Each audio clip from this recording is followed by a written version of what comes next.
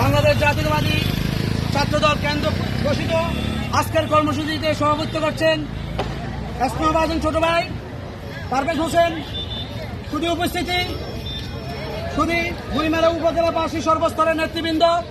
আপনারা জানেন যে ইসরায়েলের বর্বরোচিত হামলা, ফিলিস্তিনের জনগণের উপর যে হামলা, সেই হামলার প্রতিবাদে আজকে আমরা এখানে উপস্থিত হয়েছি। আমাদের প্রতিবাদের অন্তর থেকে প্রতিবাদ করার জন্য এখানে উপস্থিত হয়েছি।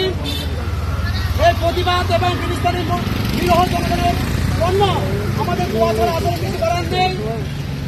আমরা বিশ্ববাসীকে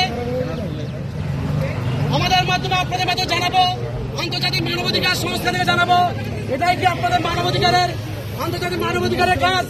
আপনারা নিশ্চিত হয়ে আছেন আরব লীগের নেতারা তারা অর্থ লোভে, নারী লোভে আজকে ক্ষমতা বসে আছে, তাদের মুখ বন্ধ করে দিয়েছে এই পেশিবাদী ইসরায়েলি। আমরা তীব্র নিন্দা জানাচ্ছি। সম্মানিত উপস্থিতি, আপনারা জানেন সারা বাংলাদেশে এই ইসরায়েলি পণ্য সহ ইসরায়েলি পণ্য পৌঁছানোর ডাক দিয়েছে। আমরা প্রতিবাদ করব মুখে, অন্তরে আমরা প্রতিবাদ করবো অন্তর থেকে।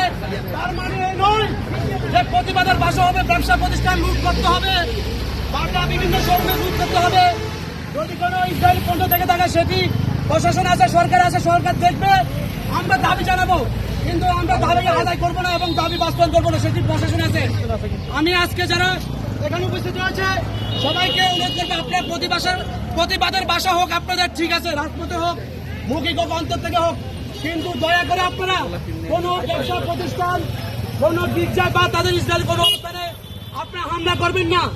এই হামলা করলে আপনাদের প্রতিবাদের ভাষা হয়তো ভাব প্রকাশ করতেছেন, কিন্তু ভাবমূর্তি বাংলাদেশের ক্ষুণ্ণ হচ্ছে, ভাবমূর্তি সরকারের ক্ষুণ্ণ হচ্ছে, ভাবমূর্তি আমরা নাগরিক হিসেবে আমরা লজ্জিত হচ্ছি। আপনাদের কাছে আহ্বান জানাবো, কোনো প্রকার কোনো প্রতিষ্ঠানে লুটতরাজ, হামলা বা এই ধরনের কিছু করবেন না। যদি শুনে থাকি আমাদের কোন সংগঠনের নেতৃবৃন্দ এটার সাথে জড়িত আছে, তাহলে সংগঠন থেকে আজীবনের জন্য আপনারা বহিষ্কার হবেন, কঠোর সিদ্ধান্ত দল নিয়েছে। তাই আবারও প্রতিবাদ, অন্তর থেকে প্রতিবাদ জানাচ্ছি।